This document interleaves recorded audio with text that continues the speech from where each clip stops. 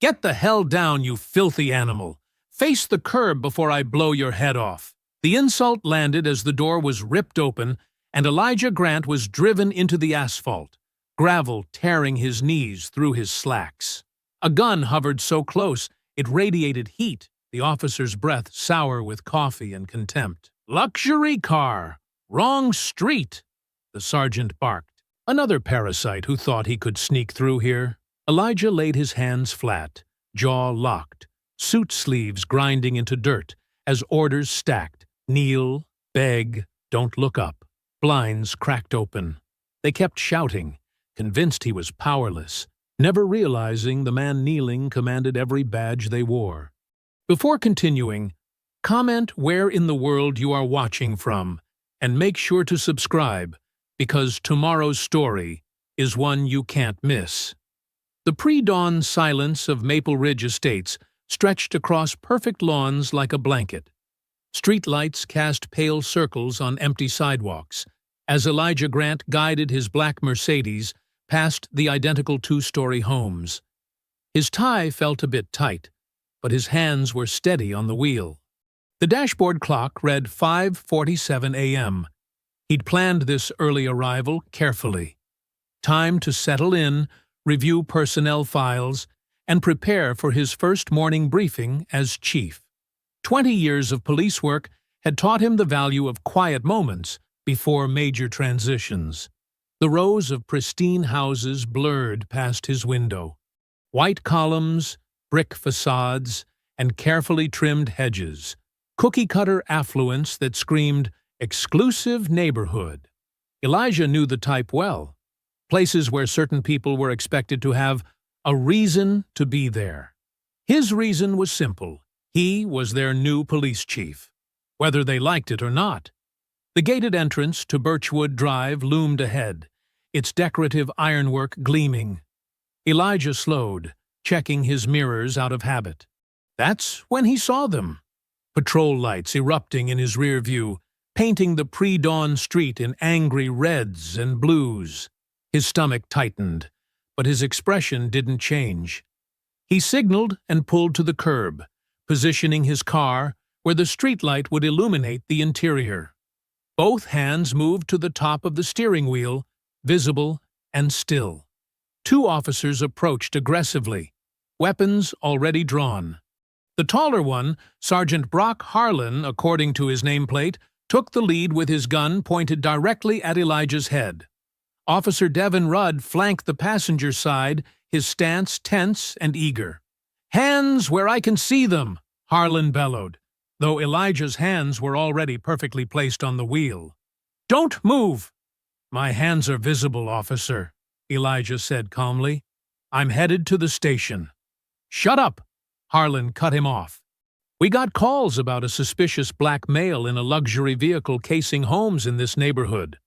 Elijah noticed movement in his peripheral vision. A jogger had stopped at the corner, phone raised. Across the street, a woman stepped onto her porch, also recording. Perfect. Witnesses.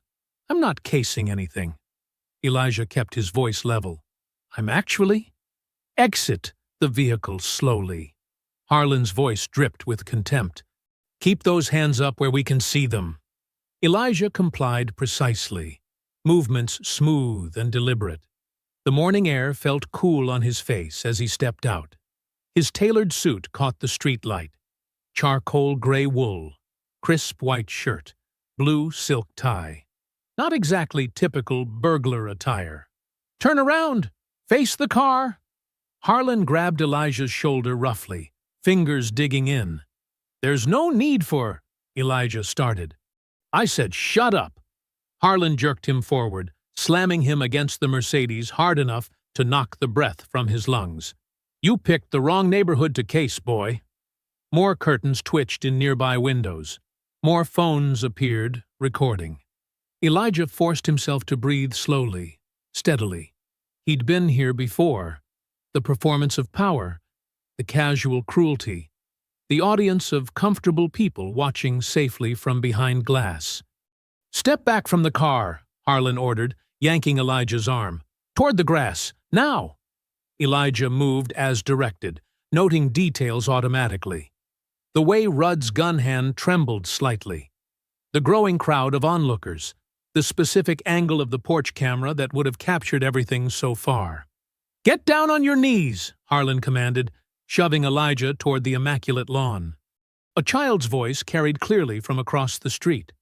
"Mommy, why are they making him beg?" The mother's response was quick and sharp. "Get back inside, now!" Elijah felt the weight of every watching eye. The judgment, the assumptions, the fear that wasn't really fear at all, but something darker, something that needed him on his knees to feel safe in their perfect suburban bubble. "I said kneel!" Harlan's voice rose, tight with frustration at Elijah's measured compliance. "Now!" Rudd edged closer, his gun inches from Elijah's head. The metal would be cool, Elijah knew. He could almost feel it against his skin, but he kept his breathing steady, his movements calm and precise. They wanted him to react, to give them an excuse. He wouldn't. The grass was wet with dew against his legs as Harlan forced him down.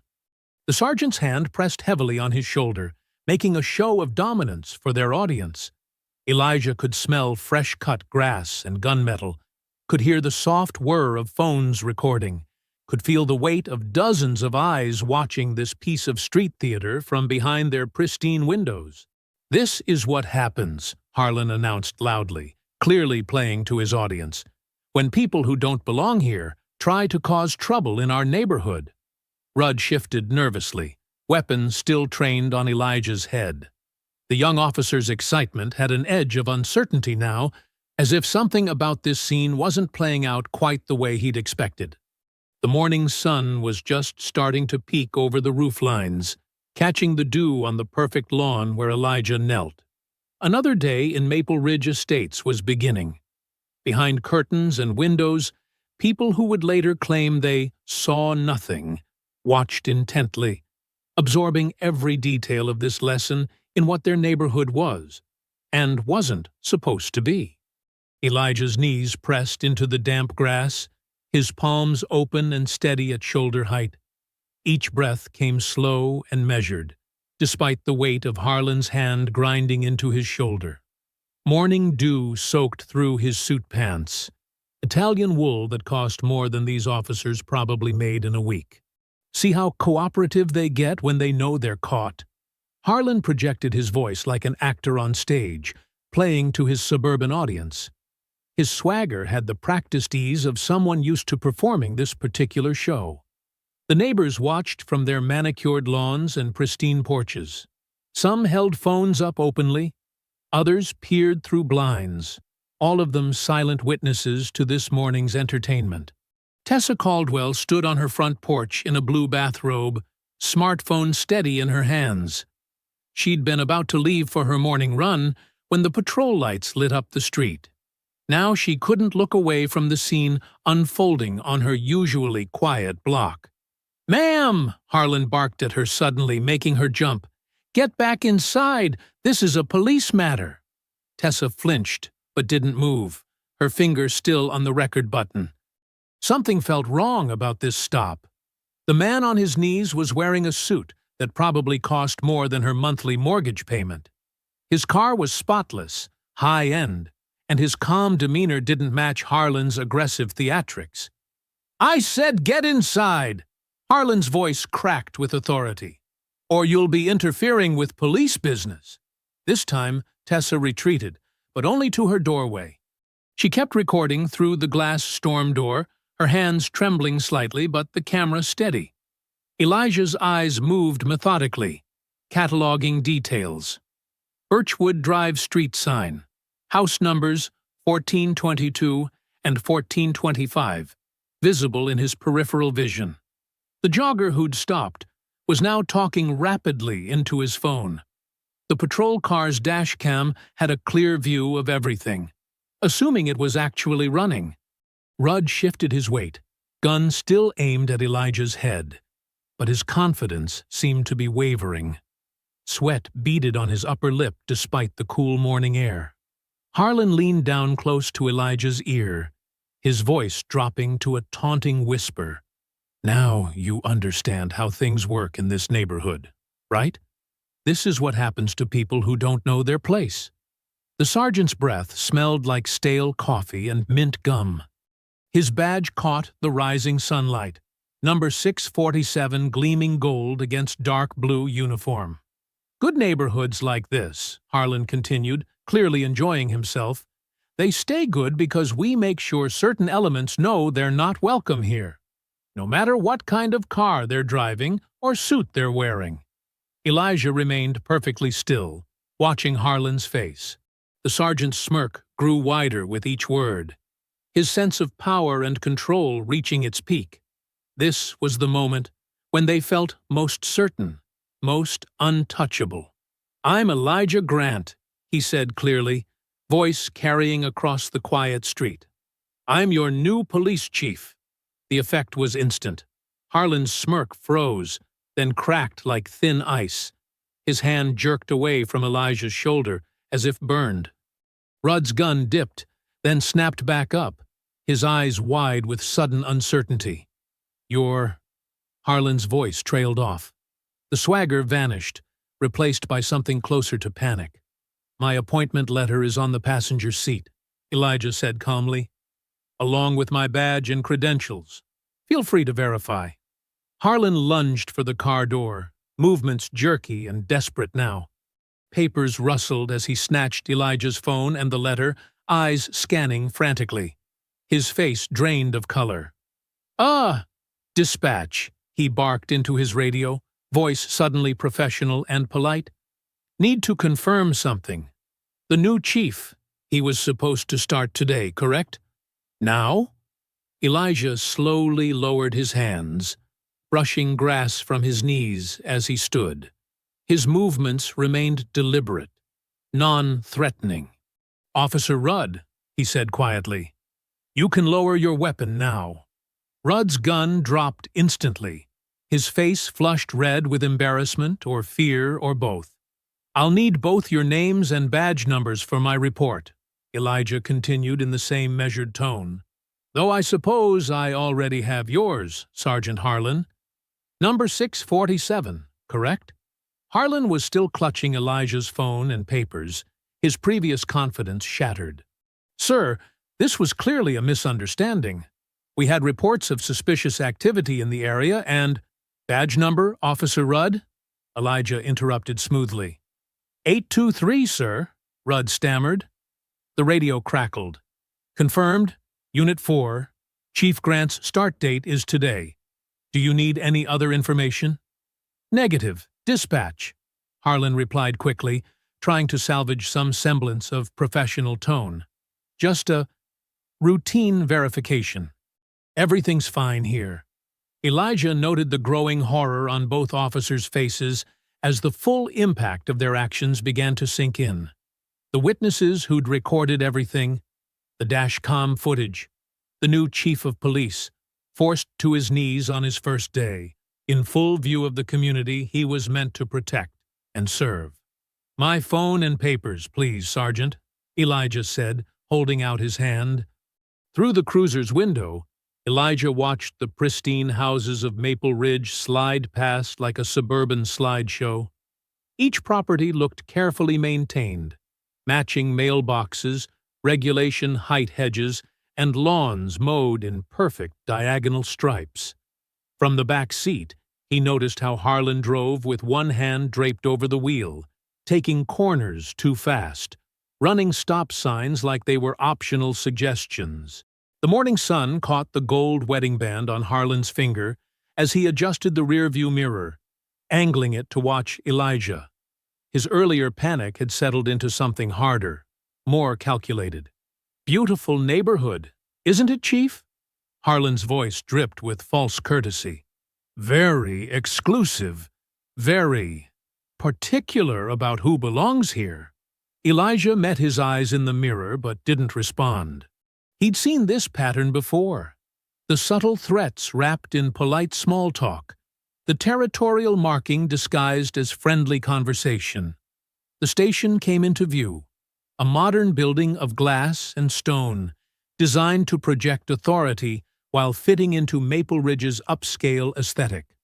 Harlan pulled into a reserved spot near the entrance, engine idling. "Welcome home," he said with a smirk, finally unlocking the doors. Inside, the lobby bustled with morning shift change.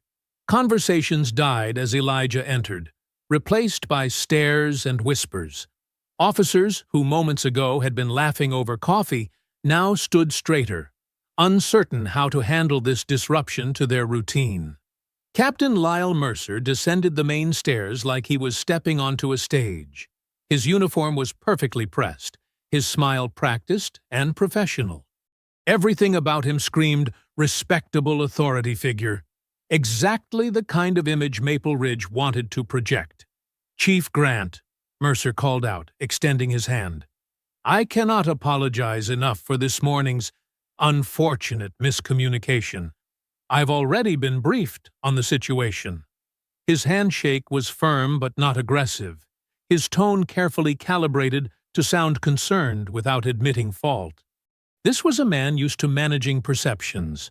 "I'd like to review the footage immediately," Elijah said, keeping his voice neutral.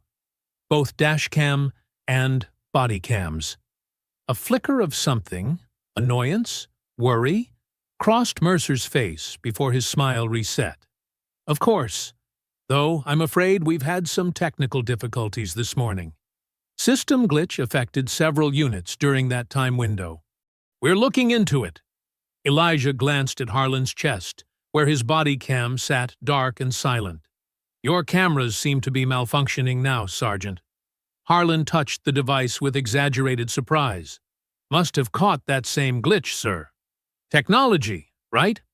Deputy Chief Nora Velez appeared at Elijah's side, her arrival so quiet he hadn't noticed her approach. She was tall, with steel-gray hair pulled back severely, and eyes that had seen too much to trust easily. "Chief Grant," she said, her handshake brief but firm. "Let me show you around while IT addresses these technical issues." As they walked the hallways, Velez pointed out different departments with brisk efficiency. But her real communication came in subtle gestures, a slight head tilt toward the evidence room's multiple security cameras, a pause near file cabinets with fresh scratch marks around the locks, a meaningful glance at officers who suddenly needed to check their phones when Elijah passed. The morning roll call was held in a large briefing room, rows of chairs facing a podium. Elijah stood at the front, studying faces as officers filed in. Some met his eyes directly, others found sudden interest in their notebooks. The room felt charged with unspoken tension. "Good morning," he began, his voice carrying to the back row. "As you've likely heard, there was an incident during my arrival today. Let me be clear about changes taking effect immediately. All body cams will be functional and activated during every citizen interaction. Weekly audits will be conducted. The complaint review backlog will be cleared, and there will be zero tolerance for selective enforcement or evidence mishandling." The room split like a fault line. Younger officers sat straighter, some nodding slightly. Veterans exchanged dark looks. In the back, Harlan crossed his arms, his stance radiating defiance. Mercer stepped forward smoothly, clapping his hands once. "An excellent start, Chief. And perfect timing. Mayor Ketter is here for your welcome photos. Nothing says fresh start like a united front, right?" His tone made it clear this wasn't a request. The mayor waited in the hallway, already camera-ready in a power suit and practiced smile. Her handshake was warm, but her eyes were calculating, assessing whether Elijah would be an asset or liability to her carefully managed image. "Just a few shots for the local papers," Mercer said, positioning himself between Elijah and the mayor. "Show everyone that Maple Ridge's finest stand together."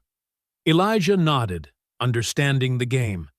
Every flash of the camera was evidence, every forced smile a record. Public attention could cut both ways. As they walked toward Mercer's office afterward, Deputy Chief Velez brushed past him. Her movement was casual, but Elijah felt paper pressed into his palm. He waited until he was alone to read the carefully folded note. That stop wasn't random. They were told to do it. The sunset painted Maple Ridge's identical houses in shades of orange and purple as Elijah Grant entered his temporary rental home. The house felt hollow, barely furnished with basics from the department's relocation service. He caught his reflection in the entryway mirror while loosening his tie. A dark bruise was spreading across his collarbone where Harlan had grabbed him that morning. A soft knock at the door made him pause. Through the peephole, he saw Deputy Chief Nora Velez standing on his porch, clutching a worn manila folder to her chest. Her eyes scanned the street continuously, like someone used to watching their back. "Sorry to arrive unannounced," she said, when he opened the door. "But some conversations shouldn't happen at the station." Elijah ushered her into his sparse living room. A single lamp cast long shadows across moving boxes he hadn't unpacked yet. Nora declined his offer of coffee, instead spreading documents across his kitchen counter with efficient movements. "I've been keeping these at home," she explained, her voice low despite them being alone. "Started making copies years ago when files began disappearing. Complaint summaries, informal reports, notes from concerned officers who've since transferred out." Elijah studied the papers, dozens of incident reports, all following a pattern.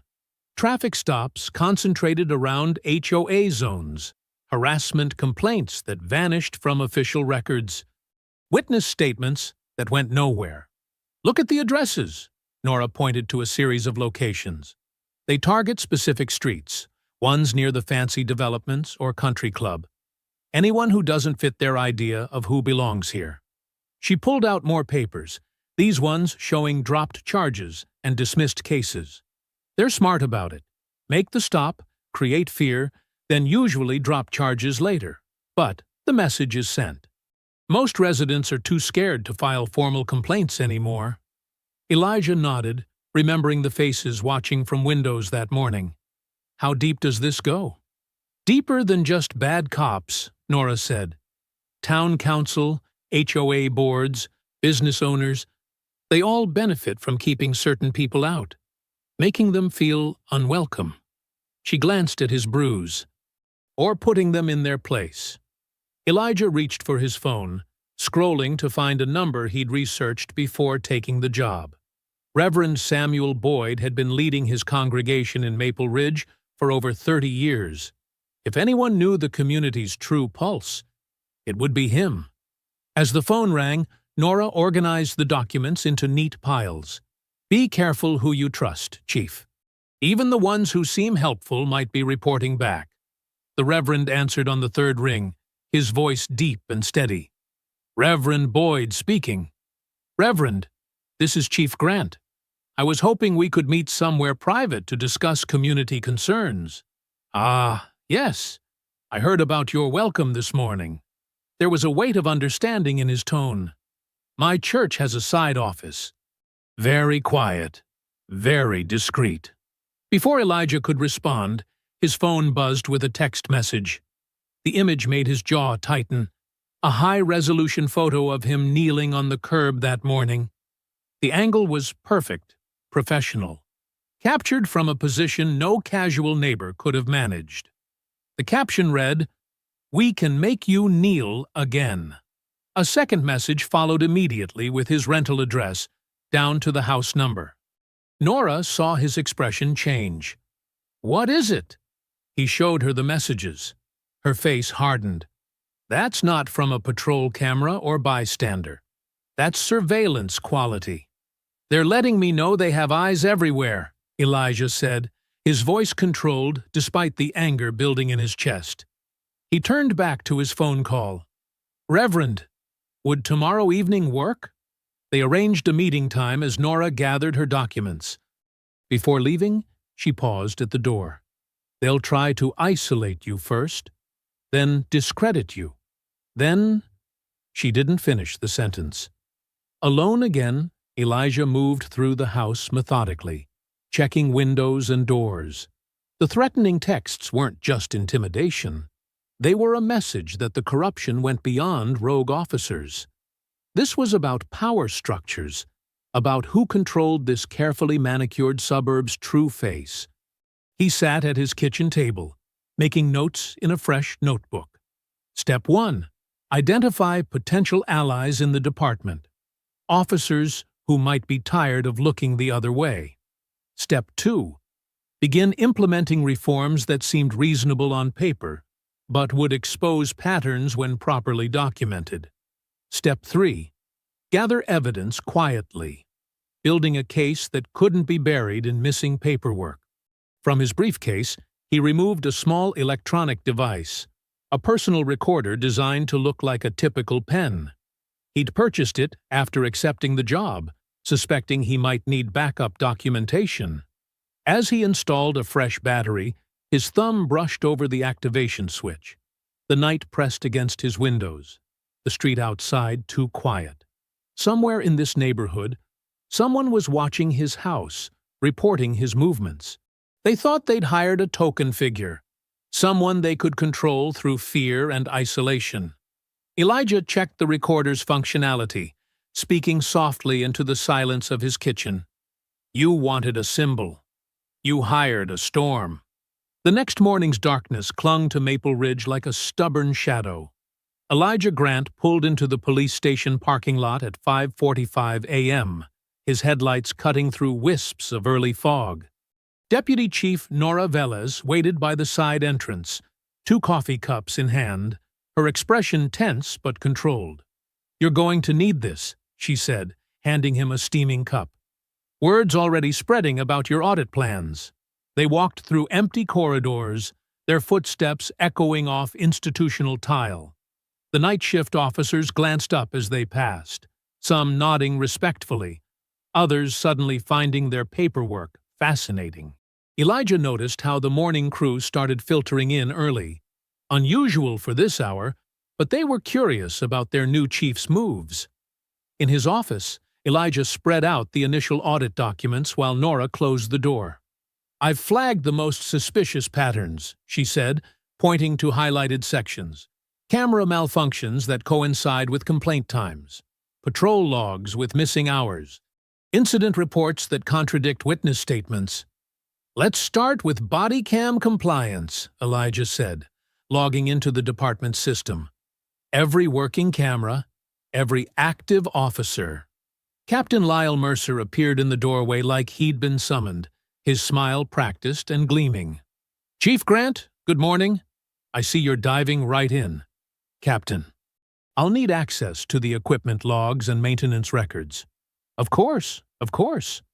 Mercer's tone was helpful, but his eyes were calculating. I'll have records process that request. Might take a few days. Standard procedure, you understand.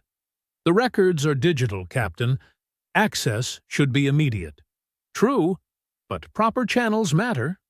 Mercer's smile didn't waver, especially with such a thorough review. We want everything by the book. Throughout the morning, Elijah hit similar walls. Request forms disappeared into administrative black holes. Computer permissions required multiple authorizations. Even basic patrol data needed committee review before release. At 11:30, his phone buzzed with a message from Mayor Diane Ketter's office. The mayor requests your presence at Town Hall, 12:15 p.m. Select council members and community leaders will attend. The conference room gleamed with polished wood and artificial warmth. Ketter sat at the head of the table, surrounded by council members in business attire and HOA presidents with perfect manicures. Their welcome smiles didn't reach their eyes. Chief Grant, Ketter began, we're so pleased to have this opportunity for a proper introduction. Maple Ridge is a special community. Delicate. Built on certain standards. A council member, Anderson, according to his nameplate, nodded earnestly. Property values here reflect careful management, strict zoning, proper enforcement of community guidelines. We've worked hard to maintain order, another added, A woman wearing an HOA president badge. Our residents expect a certain level of protection. Elijah noted how they avoided specific terms, wrapping their meaning in careful phrases. I believe in protection through transparency, he said. Community trust requires accountability. The room temperature seemed to drop 10 degrees. Smiles tightened around the edges. Chief, Mayor Ketter leaned forward, her voice honey-coated steel. We selected you for your experience, your unique perspective. But rapid changes could create unnecessary tension. Unrest. Unrest, Elijah repeated carefully. Like requiring officers to keep their cameras on? Or processing citizen complaints properly? Now, Anderson cut in. Let's not get adversarial. We're all on the same side here. Are we? Elijah met each gaze around the table. Because I'm on the side of equal protection under law. No exceptions, no special treatment, no buried reports. Ketter's smile became brittle. Perhaps you misunderstand Maple Ridge's needs. We have a delicate balance here, a carefully maintained peace. Peace isn't the same as justice, Mayor. The meeting ended shortly after. Pleasantries stretched thin over obvious warnings. As Elijah walked out, Captain Mercer fell into step beside him. That could have gone smoother, Mercer said quietly. The Council has emergency review powers over department leadership. They can vote on your position if they feel you're moving too aggressively. The threat was clear. They'd hired Elijah as a symbol, a diversity checkbox to deflect criticism. Actually exercising authority wasn't part of the deal. The autumn afternoon had turned gray and cool by the time Elijah left Town Hall. He walked toward his car, mind already planning countermoves, when he noticed something wrong with the vehicle's profile. All 4 tires lay flat against the pavement, clean knife cuts visible in the sidewalls. Professional work, not random vandalism. A patrol car cruised past, rolling slowly enough for Elijah to see Harlan behind the wheel. The sergeant's face showed nothing as he watched Elijah standing beside his disabled vehicle, but his message was clear. Consequences had begun. Under the harsh glow of the street lamp, Elijah studied the clean, professional cuts in his tires. No random slashes or anger marks. This was calculated intimidation. He pulled out his phone and dialed for a tow truck, documenting the damage with photos from multiple angles. Nora's sedan pulled up 15 minutes later, her headlights cutting through the growing darkness. They're not even trying to hide it anymore, she said, as Elijah got in. Good, Elijah replied. The more obvious they are, the easier to prove patterns. Back at the station, Elijah strode straight to his office, Nora following close behind. He pulled up the department's personnel directory on his computer and clicked through to the tech division. We need Jasper Hale, he said. Young officer, works in IT. Clean record, no connections to Harlan's Circle. Nora nodded. Smart choice. He's been here less than a year. Not enough time to be corrupted. 20 minutes later, Jasper entered the office, looking nervous but determined. He was barely in his mid-20s, with quick eyes and restless hands that spoke of too many energy drinks. Officer Hale, Elijah said, I need a complete digital audit. Every traffic stop for the past 3 years. Cross-reference with civilian complaints, focusing on HOA zones and delivery routes. Sir, Jasper glanced at the door, then lowered his voice. Some of those records might be altered. I know. That's why I need original server logs, backup drives, anything that might still have unmodified data. While Jasper got to work, Nora led Elijah down to the basement. She unlocked a heavy door marked Archives and flipped on flickering fluorescent lights. The room smelled of old paper and dust. They didn't manage to destroy everything, she said, moving to a back corner. Some officers, good ones who left or were pushed out, they made copies, kept records just in case someone finally wanted the truth. They spent the next 2 hours sorting through files. The pattern emerged like a dark photograph developing. Black delivery drivers stopped repeatedly near HOA zones, contractors pulled over leaving job sites, visiting relatives questioned for suspicious behavior. Citations issued, then mysteriously dropped after victims were sufficiently scared. Body cam footage missing during key incidents, always involving the same group of officers centered around Harlan. "Look at this," Nora said, holding up a complaint form. Delivery driver for Maxwell Foods. Stopped 3 times in 1 week by Harlan's team. 4th time, they found drugs in his truck. He lost his job, his license, then all charges vanished once he left town. "We need to talk to these people," Elijah said. "Get statements, build cases." Nora shook her head. "They're terrified, Elijah. The retaliation is too clever. Someone files a complaint, suddenly they're drowning in code violations. Their kids get pulled over every day. Anonymous calls to their employers about concerns. The HOAs find violations that didn't exist before. It's death by 1,000 cuts." Elijah pulled out his phone and dialed Reverend Samuel Boyd's number. The pastor answered on the 2nd ring. "Reverend, I need your help. Can we meet tomorrow morning at the church? People trust you, feel safe there. We need witnesses to start talking." "Of course," Boyd replied, his voice steady and sure. "Early, before services. 7 a.m.? We'll be there." As they climbed back upstairs, Captain Mercer's voice echoed from the break room, addressing a group of officers. "Important to maintain department unity in these challenging times. Some might mistake necessary changes for hostility toward law enforcement." Elijah paused to listen, jaw tightening. Mercer was already spinning the narrative, painting accountability as an attack on police. In his office, Jasper had filled 2 screens with data columns. "Chief, I found something." When they purged complaints, they forgot about automatic backup logs. "I can reconstruct most of the deleted records." "How long?" "A few days, maybe a week. I'll have to write some custom scripts." "Do it, but back up everything off-site first." "And Jasper?" Elijah met the young officer's eyes. "Watch your back. They'll notice what you're doing." "Yes, sir." Jasper straightened. "I'm tired of looking the other way." Near midnight, Elijah finally headed for his car, the rental he'd picked up after the tow. His phone buzzed with a voicemail notification from an unlisted number. He played it on speaker. Heavy breathing filled the silence, then a whispered threat. "Next time, we don't let you stand back up."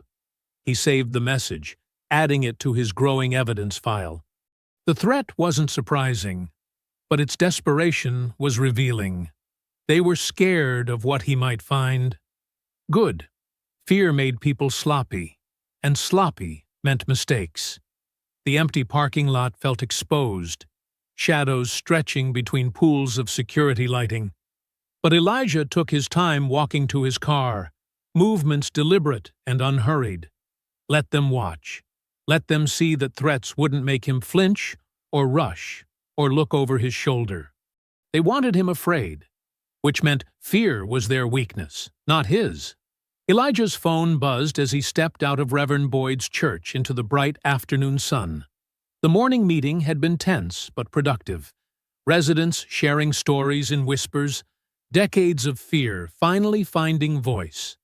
When he saw AJ's name on the screen, his nephew's shaky tone sent him moving before the words fully registered. "Uncle Elijah, these cops, they got me against their car. I didn't do anything, I swear." "Where exactly?" Elijah was already climbing into his vehicle, Nora Velez quickly following his lead. "Maple Grove, near Wilson Street. By those big houses with the columns." "Stay calm. Keep your hands visible. We're 3 minutes out." Elijah kept AJ on speaker as they drove, listening to the background noise of officers demanding answers about suspicious activity. Through the phone, he heard Officer Rudd's voice rise. "Why you running through yards, boy? Got reports of missing packages. I wasn't running anywhere, AJ answered, strain in his voice, but keeping it steady like Elijah had taught him. I was walking on the sidewalk from my friend's house. Sure you were. Empty the bag. Slowly. Elijah and Nora pulled up to find AJ pressed against a patrol car. Rudd and another officer, Matthews, according to his nameplate, dumping the contents of his backpack onto the hood. School books, a water bottle, and basketball shoes scattered across the metal surface. Behind pristine windows and precisely trimmed hedges, faces watched. Some held phones, some whispered behind hands, but none stepped forward. This was entertainment to them, the daily drama of someone else's humiliation. Elijah stepped out of his car, badge visible, movements deliberate. Officers, what's the probable cause for this stop and search? Rudd's posture shifted instantly, that familiar mix of fear and resentment flickering across his face. Chief, we got calls about a suspicious male checking porches. From whom? I'll need those caller details for the report. Anonymous tips. So no verifiable complainant? Elijah moved closer, voice level. And the legal basis for searching his bag? Matthews stepped back slightly, but Rudd's jaw tightened. Subject was acting evasive. By walking on a public sidewalk? Elijah pulled out his phone, opening the department's reporting app. I'll need both your badge numbers and a complete account of what justified this stop. The screech of tires announced Sergeant Harlan's arrival. He emerged from his vehicle with that practiced swagger, taking in the scene like he owned it. Problem here, Chief? Seems like you're interfering with a routine investigation. No interference, Sergeant. Just ensuring proper procedure and documentation. Elijah continued typing into his phone. Though I'm curious why a sergeant responded to a simple pedestrian stop. I monitor all calls in my sector. Harlan's smile didn't reach his eyes, especially when they involve persons of interest. My 17-year-old nephew is a person of interest? Age doesn't preclude criminal behavior. Harlan moved closer, voice dropping. Maybe you're too emotionally invested to see this objectively. Sir. Nora stepped forward, notebook in hand. I'll need statements from both officers about their reasonable suspicion standard. And Sergeant, since you're here, you can explain why you dispatched 2 units for a single pedestrian. A small crowd had gathered now, joggers suddenly needing water breaks, dog walkers finding fascinating spots to linger, phones recorded discreetly and not so discreetly. Harlan noticed the attention and shifted tactics. Look, clearly, this was a misunderstanding. He gestured at AJ's scattered belongings. Just doing our job, checking things out. No harm done. No harm? Elijah's voice remained steady, but his eyes locked onto Harlan's. You stopped and searched a minor without cause, created a public spectacle, and violated department policy on reasonable suspicion. That's not no harm. That's a documented incident requiring review. Rudd started shoving AJ's belongings back into the backpack.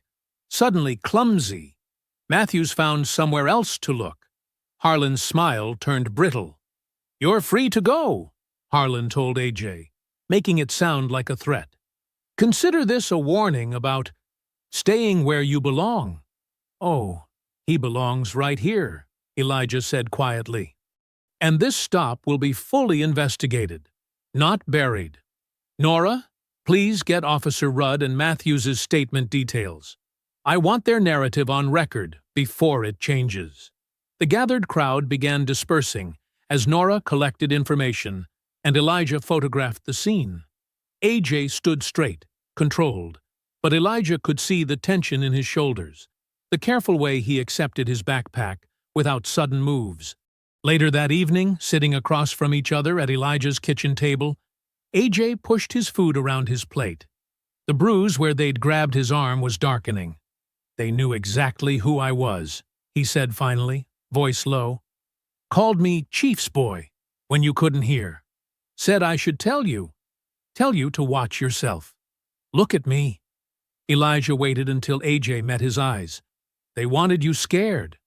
I know. AJ straightened slightly. That's why you're documenting everything, right? Building a case? Then we make them accountable. Out loud. The fluorescent lights of the Maple Ridge Community Center cast harsh shadows across the packed gymnasium. Fold-out tables lined the walls, laden with neighborhood watch pamphlets and Support Your Police merchandise. Mayor Diane Ketter worked the crowd with practiced charm, her camera-ready smile never wavering as she posed between Captain Lyle Mercer and a row of crisp uniforms. Elijah Grant stood near the back, watching. He noted how Brock Harlan moved through the space like a local celebrity, accepting handshakes and backslaps from residents who clearly saw him as their personal protector. The same residents who'd watched silently that morning as AJ was harassed on their perfect sidewalks. Great turnout, Mercer said, materializing at Elijah's side. Shows how much this community values law enforcement. The right kind of law enforcement. Elijah kept his expression neutral. Every kind of law enforcement should value accountability. Still pushing that? Mercer's smile tightened.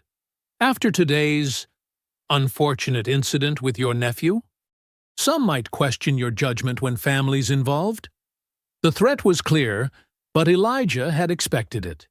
He'd seen how they operated now, using public spaces to perform authority while dealing out private punishments. AJ stood across the room, maintaining composure despite the sideways glances and whispered comments. He'd insisted on coming, refusing to be invisible. Now he caught Elijah's eye and gestured that he needed some air. Elijah watched his nephew slip out the side door.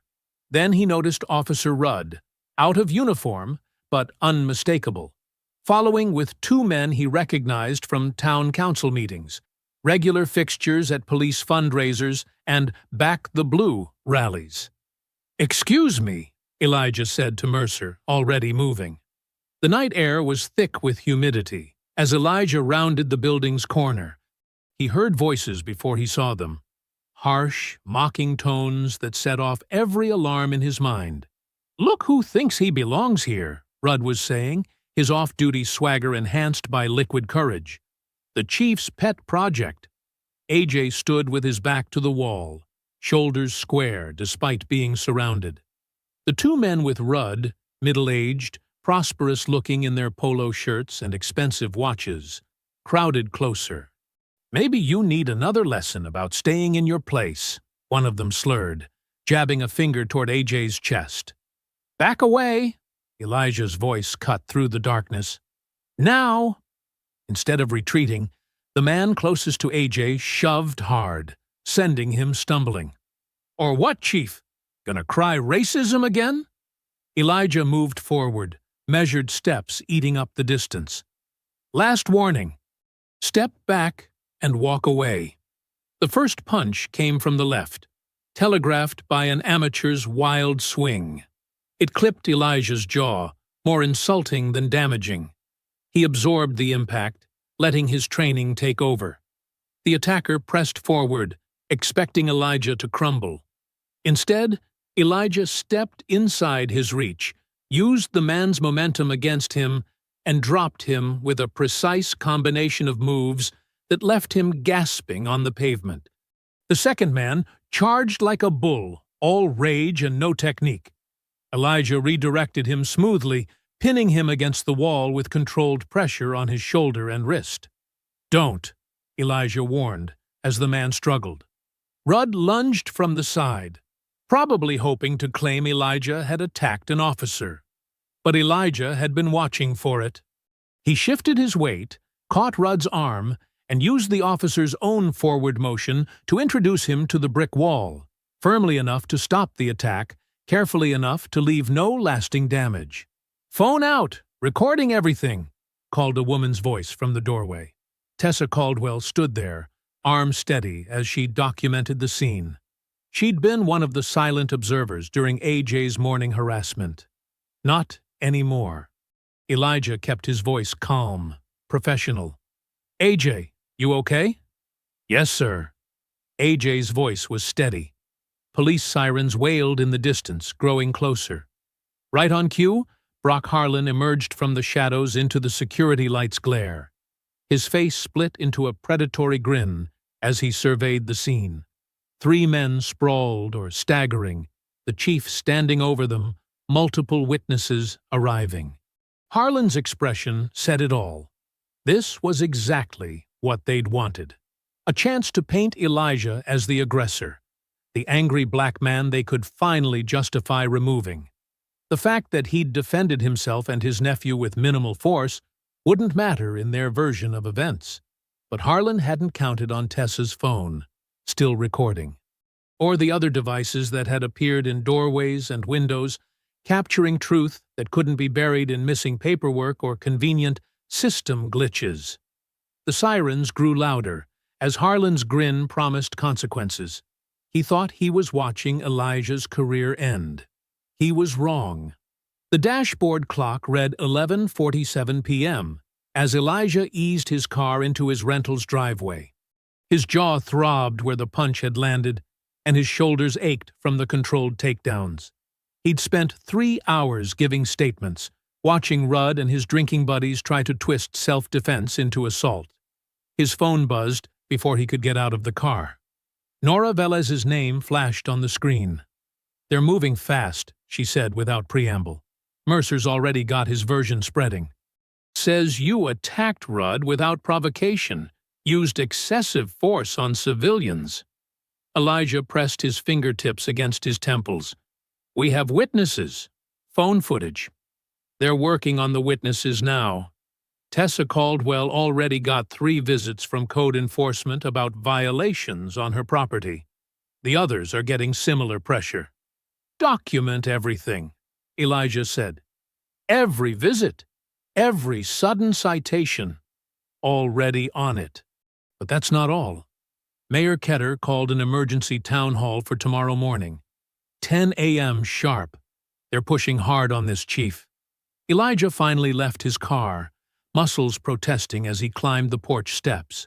Of course they are. They think they've got their angle now. The aggressive chief who can't control his temper. What's your play? Give them exactly what they don't expect. Complete calm. And data. Lots of it. The next morning, Maple Ridge Town Hall's meeting room was packed by 9:45. The wood-paneled walls and leather chairs couldn't hide the tension crackling through the space. Mayor Ketter sat centered at the raised council table, wearing concern like designer perfume. Elijah moved to the podium when called. Ignoring the whispers, he placed his materials carefully.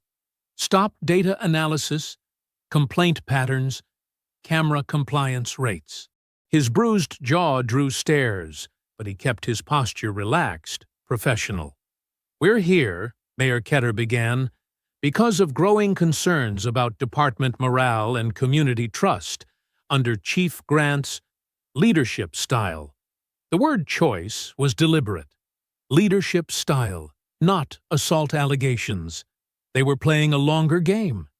Elijah looked directly at the crowd. "I'd like to present some findings from my initial department review. This isn't really the forum for—" Ketter started. "Actually, it's exactly the forum." Elijah's voice carried without raising. Public oversight of public servants. He displayed his first chart. Traffic stops clustered around HOA zones, targeting patterns clear as fingerprints. In the past year, Black and Hispanic drivers were 9 times more likely to be stopped in these neighborhoods. 90% of those stops showed no probable cause. Howard Matthews, head of the largest HOA, stood up. "We have standards in our communities. Safety concerns." "Safety?" Elijah repeated evenly. "Like forcing a police chief to kneel at gunpoint? Like surrounding a teenager 3-to-1 behind a community center? That's exactly the kind of inflammatory rhetoric." Mercer rose smoothly from his seat near the mayor. Chief Grant seems determined to create division where none existed. Our department has served this community with respect and professionalism for years. Respect, Elijah said, doesn't selectively delete body cam footage. Professionalism doesn't make evidence disappear. He showed his next slide. Gaps in camera coverage, missing complaint files, all coinciding with specific officers and locations. The room erupted in overlapping voices. HOA members talked about property values and outside agitators. Council members frowned about rushed conclusions. Mercer spoke at length about morale and tradition, each word polished to a shine. Elijah stood steady. The law isn't a popularity contest. It's not meant to comfort those with power. It's meant to protect everyone equally. Perhaps, Mayor Ketter cut in, we should table this discussion until tempers cool. The meeting dissolved into small clusters, people choosing sides with their bodies, who they stood near, who they avoided. Elijah gathered his materials, noting who watched him and how. A tall officer approached, wearing his uniform like armor. "Chief, could we speak privately?" They found a quiet corner. The officer glanced around before speaking. "I was there when Mercer gave the order about your first day. Told them to make an impression at the gate. I've got proof. Texts, recorded conversation." "Why tell me now?" "Because it's getting worse. They're not just harassing people anymore. There's money involved. Seizures that never get logged. I can testify, but—" He lowered his voice further. "I need protection. My family needs protection." Elijah studied him carefully. "We can arrange that. Meet me tonight, 8 p.m., at the diner on Roosevelt. Bring what you have." The officer nodded quickly. "Thank you, sir. Really." As Elijah walked toward the parking lot, movement caught his eye. The would-be whistleblower stood near a column, watching Captain Mercer load papers into his car. Their eyes met for just a moment before the officer looked away. Fast. Guilty. The gesture was familiar to Elijah. He'd seen it before, in other departments. The look of someone who'd already made their choice, already picked their side, already decided whose protection mattered more. The coffee shop's evening crowd thinned as Elijah Grant chose a corner table with clear sight lines to both exits. Officer James Wilson, the supposed whistleblower, was already 10 minutes late. Through the window, Elijah spotted Nora Velez pretending to read a newspaper at an outdoor table, positioned to watch the parking lot. Wilson finally pushed through the door at 8:12 p.m., still in uniform, scanning the room like someone expecting trouble. He carried a thin manila envelope that looked deliberately weathered. "Sorry I'm late, Chief," Wilson said, sliding into the seat. "Had to shake any tails." He kept his voice low, playing the part of the nervous informant perfectly. "Understandable," Elijah replied, noting how Wilson's eyes darted to the entrance each time the bell chimed. "You mentioned having evidence about Captain Mercer." Wilson pulled out his phone, thumbing through text messages. "Yeah, look at this chain from the morning you arrived. Mercer telling us to greet you at the gate, making jokes about putting you in your place." The texts looked genuine enough, but something felt off about their timing. Too neat, too perfectly incriminating. Wilson leaned forward, dropping his voice further. "There's more. The seizure money I mentioned. They've got a whole system. Certain stops, certain neighborhoods. The cash disappears before it hits the evidence room." "How long has this been happening?" Elijah asked, watching Wilson's face. "Months, maybe years. But listen." Wilson glanced around again. "What have you found so far? In your investigation? Any other officers talking?" And there it was, the real purpose of this meeting. Elijah kept his expression neutral. "We're still gathering information. Following proper channels." Wilson pushed the envelope across the table. "These are copies of some key documents. But, Chief, I need to know my family will be protected if I come forward officially." What kind of guarantees can you make? Through the window, Elijah saw Nora shift slightly, a signal that someone else had arrived. A dark sedan crawled past the coffee shop, moving too slowly. Of course, Elijah said carefully. Protection is essential. Let me review these materials first. Then we can discuss next steps through official channels. Wilson's hand tightened on the envelope. But you'll need my testimony to make sense of them. Maybe we should go over them now? I prefer to analyze evidence thoroughly before discussing details, Elijah said, standing. Thank you for bringing this forward, Officer Wilson. We'll be in touch through proper department channels. Wilson's smile flickered. Right. Of course. He released the envelope reluctantly. Just be careful who you trust with this, Chief. Elijah waited until Wilson left, then watched through the window as the dark sedan pulled away 1 minute later. He texted Nora, "Follow the car." Back at the station, Elijah moved fast. He called Jasper Hale to his office, speaking in low tones while running the water in his private bathroom. An old trick to defeat listening devices. I need everything backed up off-site, he told Jasper. Stop records, dash cam footage, complaint files, all of it. Can you do it without being traced? Jasper nodded, already pulling out a laptop. I've got secure cloud storage ready. Been expecting something like this. Good man. Elijah picked up his desk phone. Now we go official.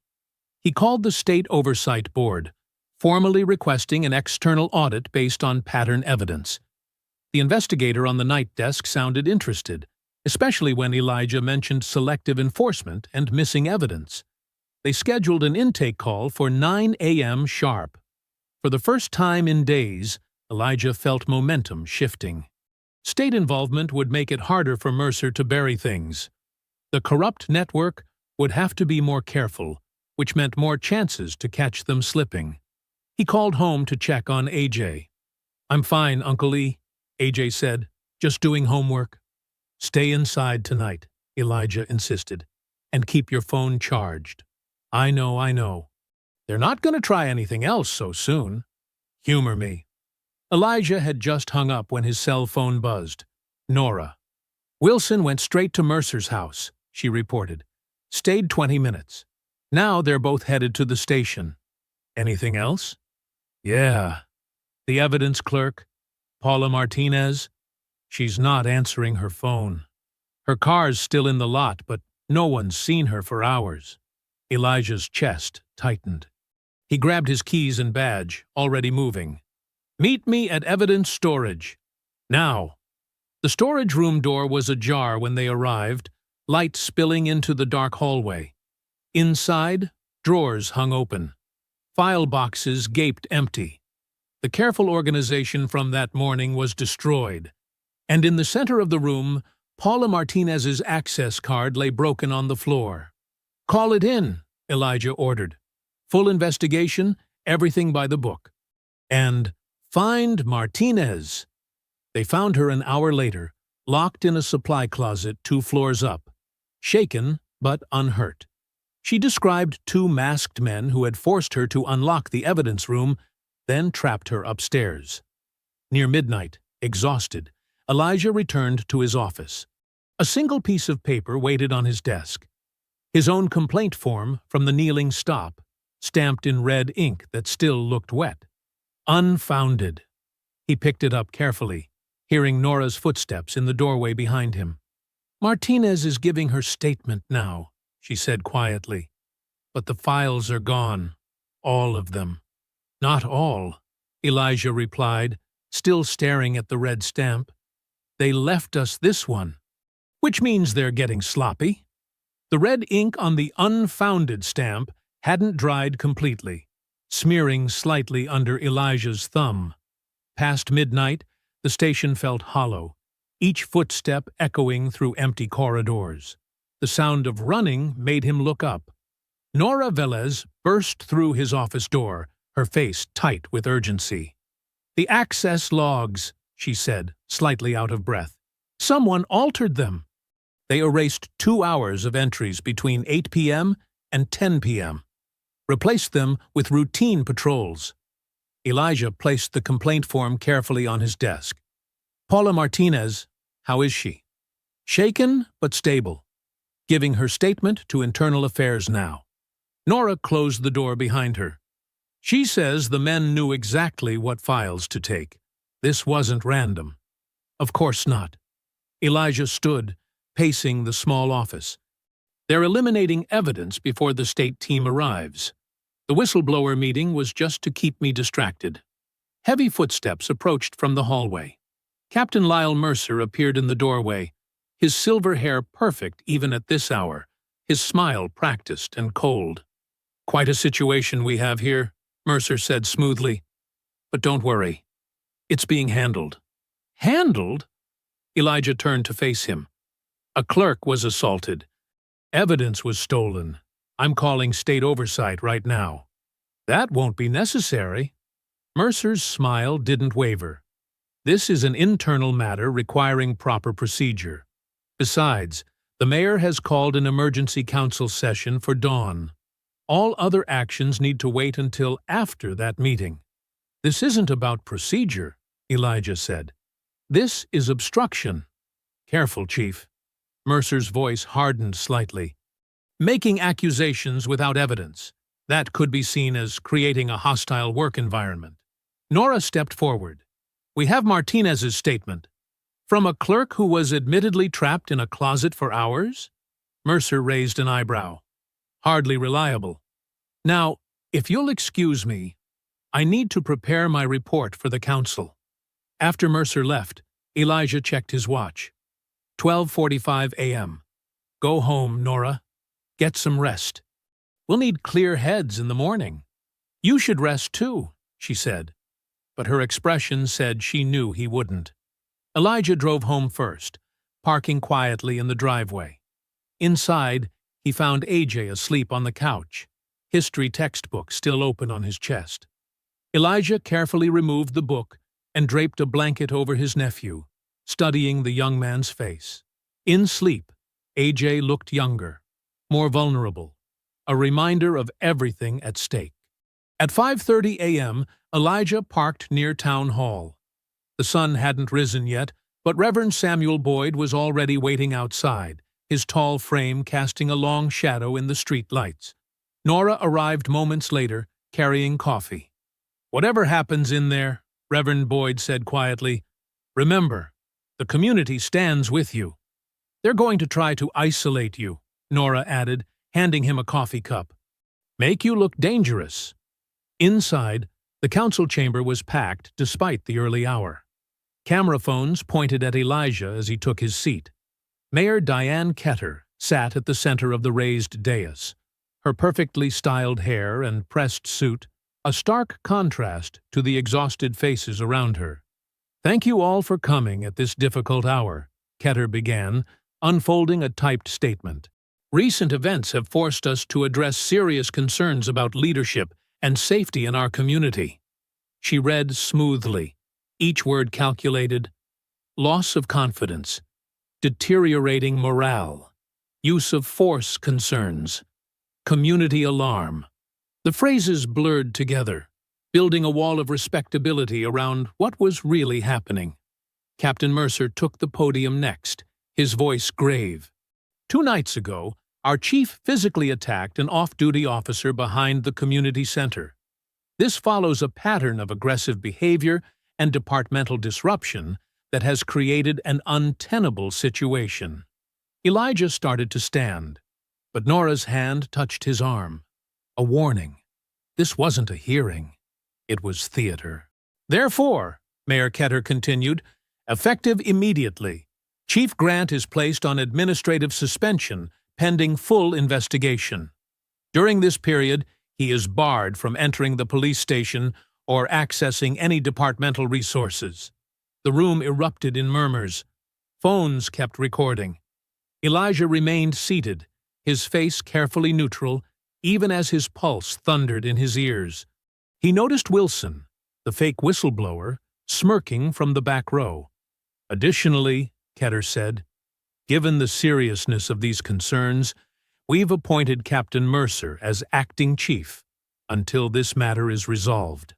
Near 11 a.m., Elijah walked out of town hall into harsh sunlight. Cameras flashed. Reporters shouted questions. He kept his stride measured, dignified, even as Mercer appeared beside him. The captain leaned close, voice barely a whisper. "You'll learn how Maple Ridge trains its chiefs." Afternoon sun filtered through the blinds of Elijah's rental home, casting striped shadows across the living room floor. AJ sat on the couch, his shoulders tense despite his casual posture. Nora Velez stood by the window, occasionally peeking through the slats. "Another pass," she muttered, as a patrol car crept by, moving slower than necessary. "Third time in an hour." Elijah watched his nephew pretend to focus on his phone. AJ's fingers tapped restlessly on the screen, his jaw tight. "You sure you're okay?" Elijah asked. "I'm fine, Uncle E." AJ forced a smile that didn't reach his eyes. "Really? Just homework stress?" But Elijah saw the truth in how AJ's gaze kept drifting to the window, in the way he flinched slightly at every passing car. The morning's council meeting had shaken more than just Elijah's position. It had threatened the fragile sense of safety they'd been building. "Mercer's already working the internal channels," Nora said, moving away from the window. "He's calling mandatory briefings, probably spinning the narrative. Anyone who might back your version of events will be isolated, pressured." "What about Paula Martinez?" Elijah asked. "The evidence clerk? Suddenly on administrative leave for a paperwork discrepancy from last month." Nora's voice was bitter. Convenient timing. Elijah pulled out his personal phone, not the department-issued one they could monitor, and dialed the state oversight number. After several transfers and holds, he finally reached investigator Sarah Ramirez. "We can meet tomorrow at 9 a.m., Ramirez said. "Neutral location, the state office building downtown. Bring any documentation you have." "I'll be there," Elijah confirmed, writing down the details. By late afternoon, the kitchen was empty except for some crackers and juice. AJ needed real food, and they couldn't hide in the house forever. "Quick grocery run," Elijah announced. "We'll stay in public spaces, minimize risk." The nearest supermarket was 10 minutes away. They took Elijah's car, with AJ riding shotgun. The store's fluorescent lights and normal activity felt almost surreal after the tension of the day. They filled their cart with basics: bread, milk, pasta, vegetables. AJ started to relax slightly, even joked about Elijah's healthy food choices. The sun was setting as they loaded groceries into the trunk. AJ pushed the cart back while Elijah started the car. Everything felt manageable for a moment. Then red and blue lights exploded in the rearview mirror. Elijah's hands tightened on the wheel as he pulled over carefully. AJ returned and slipped into the passenger seat just as Sergeant Brock Harlan approached, flashlight beams sweeping aggressively across their faces. "License and registration," Harlan demanded, his tone dripping with false authority. "Your brake light's out." Elijah knew his lights were fine. He'd checked them that morning out of habit. He handed over his documents without comment, keeping his movements slow and visible. Harlan studied the paperwork longer than necessary. Then his flashlight beam settled on AJ. A slow, cruel smile spread across his face. "Well, look who it is. Step out of the vehicle, son." "Why?" Elijah asked calmly. "What's the reason?" "Officer safety," Harlan snapped. "Don't make this difficult." He yanked AJ's door open. AJ looked at Elijah, fear flickering across his face before he masked it. Elijah gave him a slight nod. "Stay calm. We'll handle this." AJ stepped out slowly, hands visible. Harlan roughly spun AJ around, shoving him against the car. Hands on the roof, feet back. His pat-down was aggressive, theatrical. Then he reached into AJ's jacket pocket and pulled out a small plastic bag. Elijah's stomach dropped. He'd never seen those pills before, and he knew AJ hadn't either. Well, well, Harlan announced loudly. What do we have here? Looks like illegal substances to me. He dangled the bag with exaggerated concern. Such a shame. Turn around, hands behind your back. Those aren't mine. AJ protested, his voice steady despite his trembling hands. You know they're not mine. Harlan roughly cuffed him, tightening the metal until AJ winced. Save it for booking. You have the right to remain silent. Elijah stepped out of the car. This is a plant, and you know it. Stay back, Harlan warned, one hand on his weapon. You're suspended, remember? No interfering with police business. 2 more patrol cars arrived, lights flashing. Curious shoppers gathered at a distance, phones recording. Elijah stood helpless as they put AJ in the back of a cruiser, his nephew's face a mask of forced composure. The drive to the station was a blur of rage and strategy. Elijah parked in the public lot, watching AJ being led inside through the Sally Port.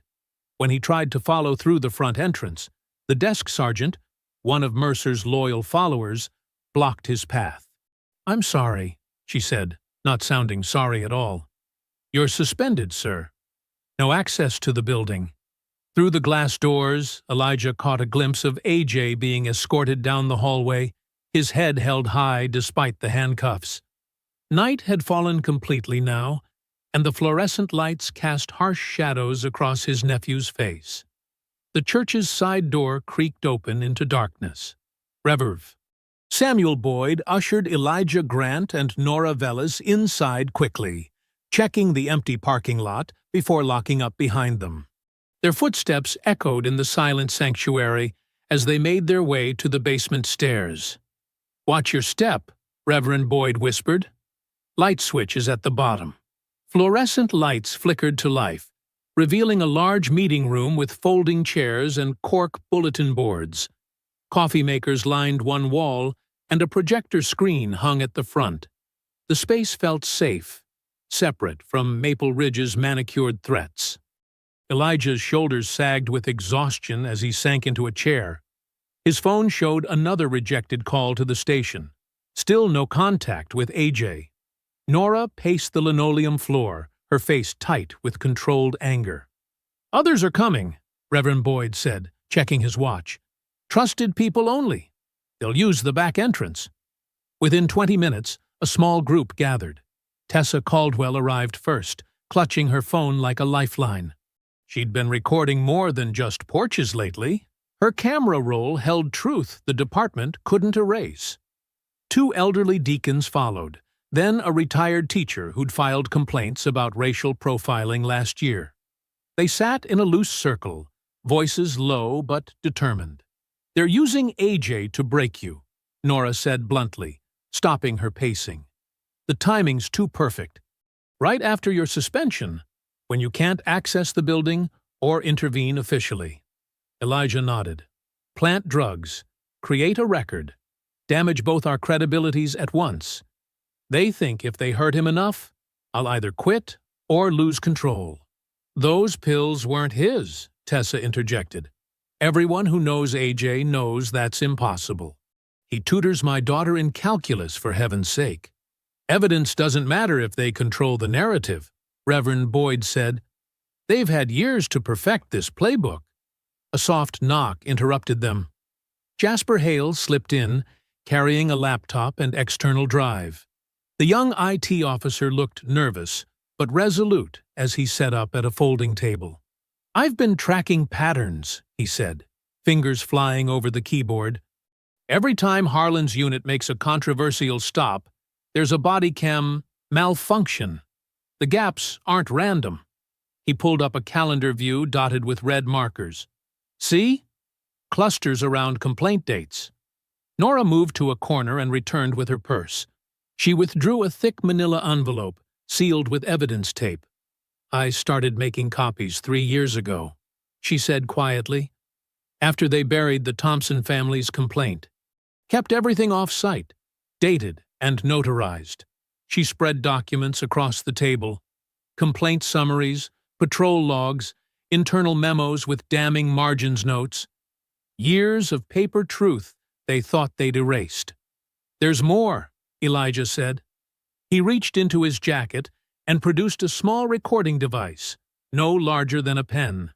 After the kneeling stop, I knew they'd try to control the narrative, so I started documenting everything. Every meeting, every casual threat in the hallway. Tessa pulled up the original kneeling video on her phone. The image was sharp, damning. Harlan's swagger, the gun at Elijah's head, the casual cruelty of power unchecked. "I have the community center footage too," she added.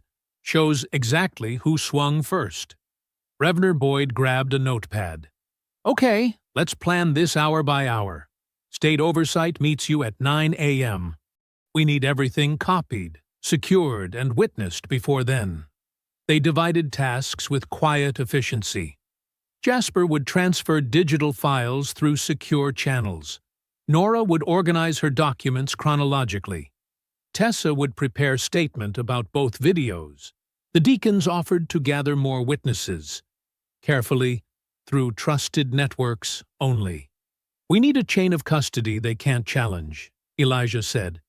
"Every copy, every transfer documented and time-stamped."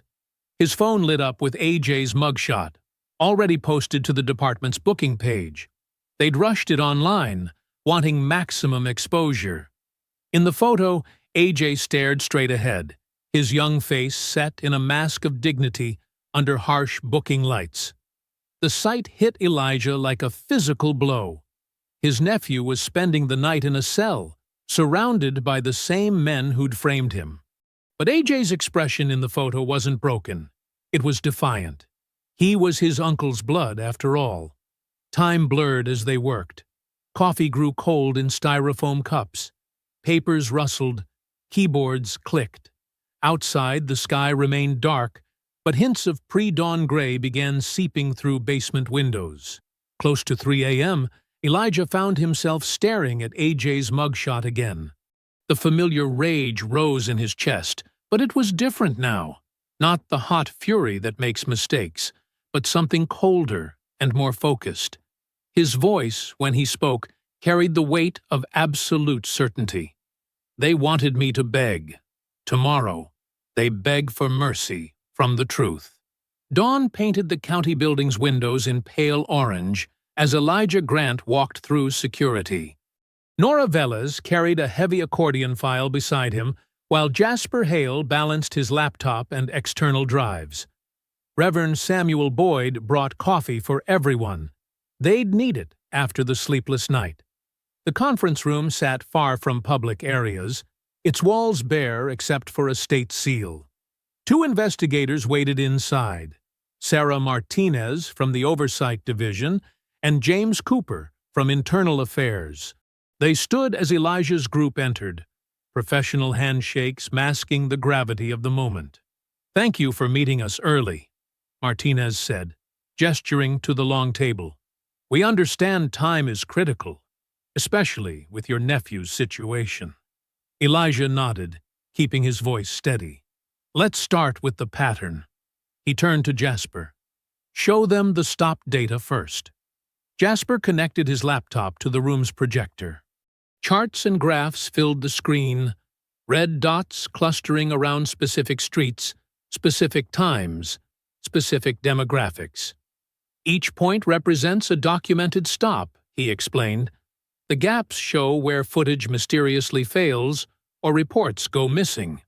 But even with deletions, the targeting is clear." Cooper leaned forward, frowning at the data. "How far back does this go?" 3 years of complete logs, Jasper said. Fragments going back 5. Sergeant Harlan's unit shows the highest concentration of equipment failures during stops of minority residents, especially near HOA zones. Nora spread her preserved documents across the table.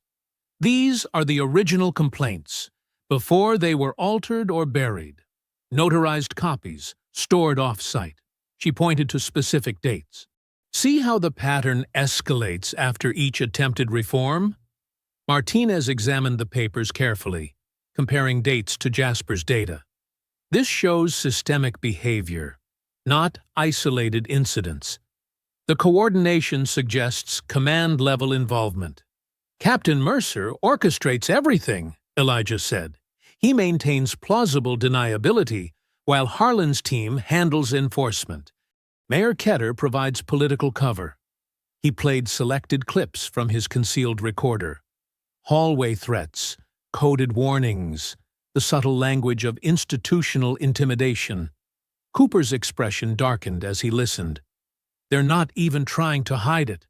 They're confident nothing can touch them. Because nothing has, Reverend Boyd added quietly. Until now. Tessa's videos came next. The kneeling stop played in sharp detail on the conference room wall. Harlan's performative cruelty, the gun at Elijah's head, the calculated humiliation. The community center footage followed, clearly showing who attacked first. This is textbook civil rights territory, Martinez said. But we need more than historical evidence.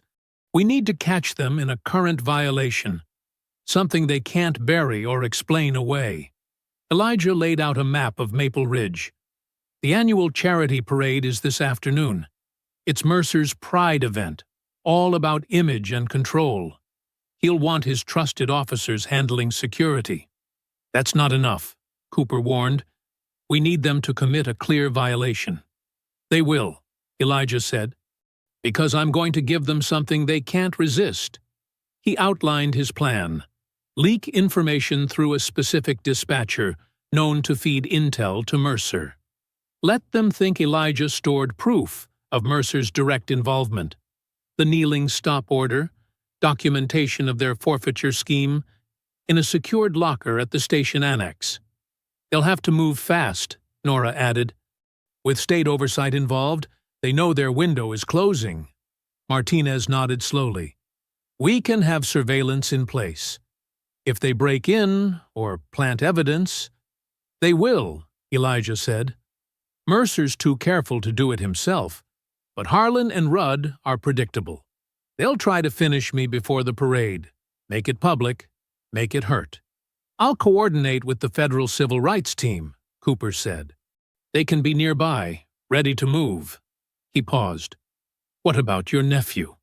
I filed emergency motions at dawn, Elijah replied, demanding immediate lab testing on those pills, challenging chain of custody, requesting expedited bail review. The more pressure we apply, the more likely they'll make mistakes. They spent the next hour coordinating details, surveillance positions, communication protocols, evidence handling procedures. Martinez made calls to arrange judicial oversight while Cooper worked with federal contacts. Jasper backed up everything to secure servers.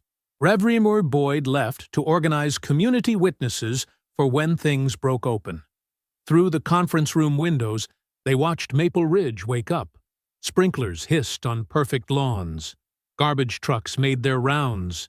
Parents drove children to school past patrol cars waiting to enforce invisible boundaries. Near 11, Nora received a text from a trusted officer. Mercer had just assigned Harlan and Rudd to parade security detail. Their unit would have full access to the station and annex to ensure public safety. Elijah stood at the window, watching a patrol car cruise past the county building. Good, he murmured. Walk into it. The words carried no satisfaction, no triumph, only the weight of necessary justice. Behind him, investigators finalized positions and protocols. Nora sorted documents for court filings. Jasper triple-checked his digital safeguards. The morning sun climbed higher, burning away shadows across Maple Ridge's manicured streets. In a few hours, the facade of suburban perfection would shatter. But for now, they waited. Evidence ready, witnesses prepared, truth poised to break through years of careful lies. Early afternoon sun blazed over Maple Ridge's charity parade route. Red, white, and blue bunting draped pristine storefronts. Children clutched balloons, while parents checked phones and chatted about property values.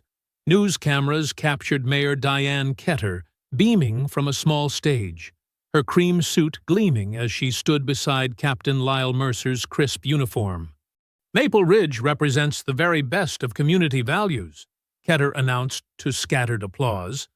"Our police department ensures we remain a safe, prosperous haven for families." Mercer nodded beside her, scanning the crowd with practiced authority. His radio crackled. Brock Harlan's voice, tense beneath forced calm. "Captain, approaching the annex now for security sweep." Behind the scenes, surveillance teams watched Harlan and Devin Rudd pull into the station annex parking lot. Their movements were sharp, hurried. They bypassed normal entry procedures and headed straight for the evidence storage area. The desk clerk, Maria Santos, looked up as they approached. "Officers, I'll need to log your department emergency," Harlan cut her off. "Step aside." "But protocol requires—" Rudd leaned over her desk. "You want to keep this job? Look away for 5 minutes." Maria's hand trembled as she pressed the door release. State investigators captured everything on multiple cameras: the threats, the forced entry, the violation of evidence protocols. Harlan moved with disturbing familiarity through the storage area, while Rudd stood watch, tension visible in his stance. "Here," Harlan muttered, reaching the locker allegedly containing Elijah's evidence. He picked the lock with practiced ease, another violation caught on camera. Inside, he found Elijah's vehicle keys, seized during his suspension. "Plant it," he ordered Rudd, passing him a small bag. "Make it match what we put on the kid." Rudd's hands shook as he tried to attach the planted evidence to the key ring. "Sarge, if this goes wrong—" "Shut up and work," Harlan snapped. "Mercer's got our backs, just like always." That's when the state investigators moved. They emerged from concealed positions, weapons drawn. "Police! Hands where we can see them!" Harlan's face twisted with rage as he reached for his belt. An investigator's voice cut through. "Don't make this worse, Sergeant. You're already facing multiple felonies." Rudd immediately raised his hands, panic breaking through his facade.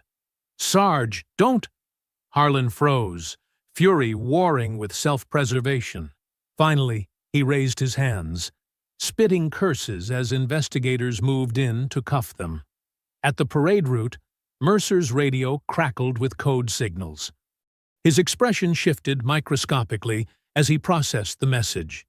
He excused himself from the stage, walking quickly toward the annex, only to find federal agents waiting. "Captain Mercer," Investigator Martinez stepped forward. "We need you to come with us." "This is my jurisdiction," Mercer started, reaching for authority he'd always wielded. Martinez held up a phone, pressed play. Mercer's own voice filled the air. "Teach the new chief how Maple Ridge works. Put him on his knees where everyone can see. Then we clean up the narrative, just like always." Color drained from Mercer's face as the recording continued, laying bare weeks of orchestrated harassment and cover-ups. More agents appeared, forming a subtle barrier between Mercer and escape. Neighbors began noticing, phones rising to record.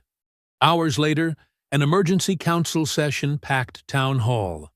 Residents pressed against walls while cameras rolled. Mayor Ketter tried to maintain control. "We're here to address concerning allegations." "Evidence," Elijah corrected firmly, standing at the podium. "Not allegations." The room watched in stunned silence as surveillance footage played on the wall. Harlan and Rudd's break-in. Mercer's recorded orders. Stop data showing years of targeted harassment. Complaint files that vanished when victims sought justice. Tessa Caldwell stood to testify about recording the kneeling stop. Other witnesses followed. The jogger, Maria Santos. Community members describing years of fear. A young officer finally broke ranks, detailing how Mercer's crew enforced silence. Ketter's professional smile cracked as reality crashed through her carefully maintained narrative. She watched helplessly as federal agents led Mercer out in handcuffs, followed by Harlan and Rudd. Reporters shouted questions about oversight failures and civil rights violations. While charges were read, Elijah received confirmation. AJ's case was dismissed.